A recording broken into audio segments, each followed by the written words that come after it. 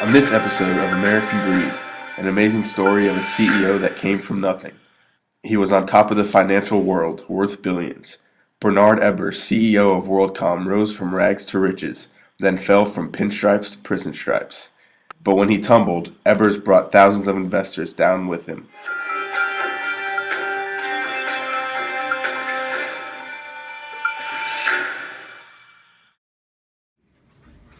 It all started at a local diner in Hattiesburg, Mississippi, where two business people met over some hash browns to discuss a new business plan. Let's take a listen.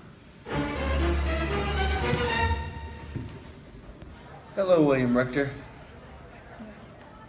Today, I brought you to lunch at this fine diner because I want to start a business with you.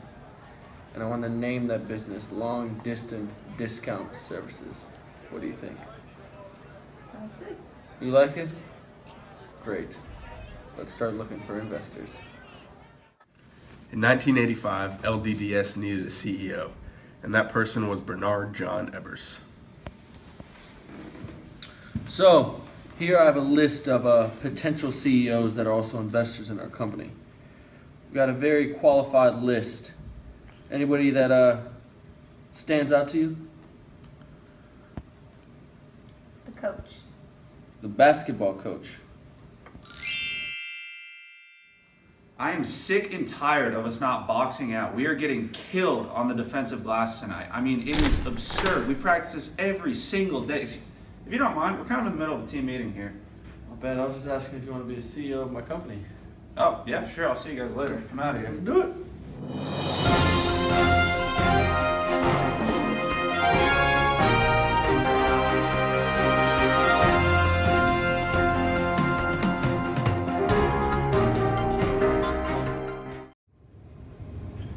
Over the next 13 years, LDDS saw lots of success following many acquisitions and even a name change to Worldcom. With the increase in revenues came an increase in Bernie Ebers' spending habits. A boy who came from nothing ended up taking out loans that were backed by the company's stock.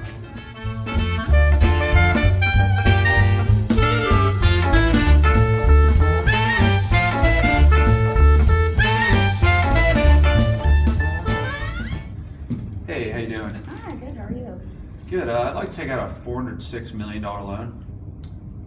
Who are you? Who am I? Who am I? I'm Bernie Ebers, WorldCom CEO. Ever heard of it? Yes, I have. But I'll need some pretty hefty collateral for a loan this big. Stocks are going up. How about I just back the loan with the stocks? How's that work? That seems reasonable to me. All right. I'll Great.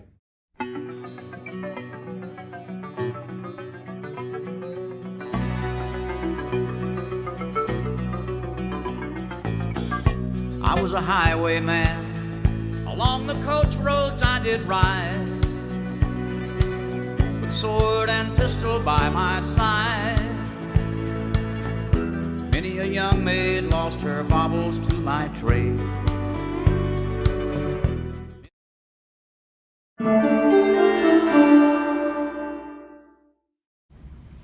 On March 11, 2002, the SEC approached Worldcom about their accounting numbers for the years 2001 and 2002.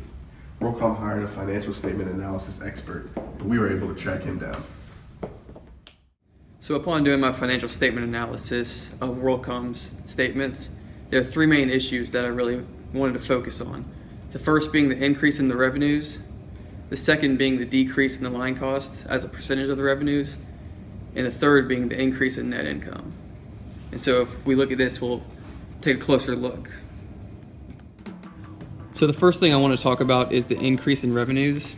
As you can see, from 1998 to 1999, WorldCom had revenues of $17 billion that increased to $36 billion. And since this increased over 200%, this could be a sign of fictitious sales. So this will be something we want to take a look at as to why it increased so much.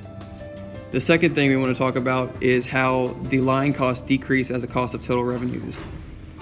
So the total revenues increased over 200%, with about 222% in total, but the line cost only increased about 190%. And so one of the things we want to look at is why. And so if you look at the line cost as a percent of revenue, you can see that it's roughly 45% in 1998, and it decreased to around 41% in 1999, and below 40% in 2000. This means that the company could possibly be understating their line costs which would then increase their net income. So one of the issues we have with the net income is in 1998, it was negative 16% of their total revenues. And then it went to a positive 11.2% in 1999 and 10.6% in 2000.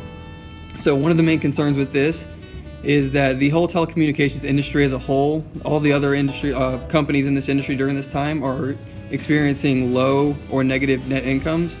And so I'm really curious to see as to why Worldcom is having positive net incomes at this rate. One of the other things we want to look at is our highly effective ratios that we like to look at. So the asset quality would be one of them. And the non-manipulators have about a 1.03 and the manipulators have about a 1.254. And as you can see, from 1999 to 2000, it increased to about 1.12. And although this is in between the non-manipulators and manipulators, it increased. And this could trigger something that we like to know as understanding their cost and capitalizing it. We were able to obtain exclusive security footage of some of the conversations that took place between upper management and some curious accountants for Worldcom. Mr. Sullivan, I'm sorry to bother you again. I double checked these numbers and they're not right. I'm sorry. They're wrong. Our deadline's coming up.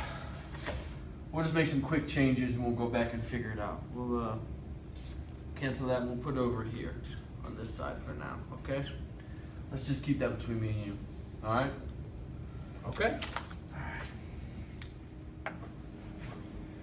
In the meantime, Worldcom's own internal audit function had been doing their own investigations. Hey, Cynthia, you mind coming down to my office for a minute? I gotta speak to you. Thank you. Good afternoon. Good afternoon. Take a seat, please. So I've noticed that you've been snooping around our financial statements. I'm gonna actually no longer allow you access to our financial statements directly. You're gonna have to speak with David Myers, and you have to go through him through anything you need. Well, you know, I hate to break it to you, but after looking through the statements, something seems really wrong.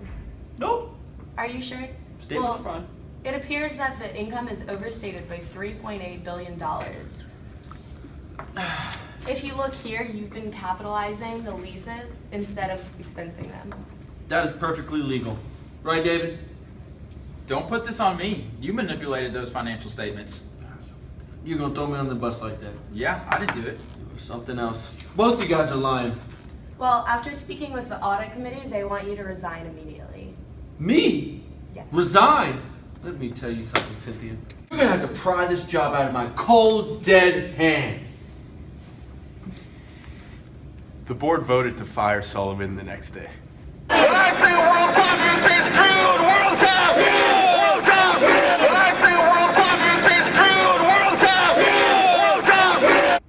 Following Cynthia Cooper's revelation that the company had been inappropriately capitalizing leases to the tune of $3.8 billion, Worldcom stock plummeted, their credit rating was denounced to junk status, and many key executives found themselves in legal trouble, including Bernie Ebbers, who was sentenced to 25 years in prison.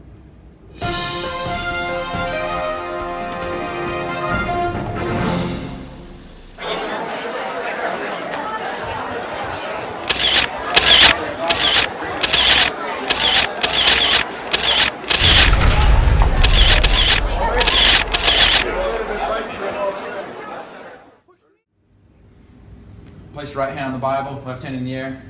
Do you swear to tell the truth, the whole truth, and nothing but the truth? I do. Can you speak into the mic, please? I do. Thank you. The DOJ indicted several Worldcom executives in 2002. The charges followed the company's own admission that the profits from the previous 3 years were a deception. The fraud made a fraudulent business look good. The false income of a total $11 billion was the largest accounting fraud at that point in history. In all, 17,000 employees were fired. Bernie Ebbers stepped down about 2 months before the scandal hit, thinking that he would wash his hands of the situation. Obviously, that was not the case. A new CEO was appointed, and the Worldcom case in general goes to show how far people are willing to go for the American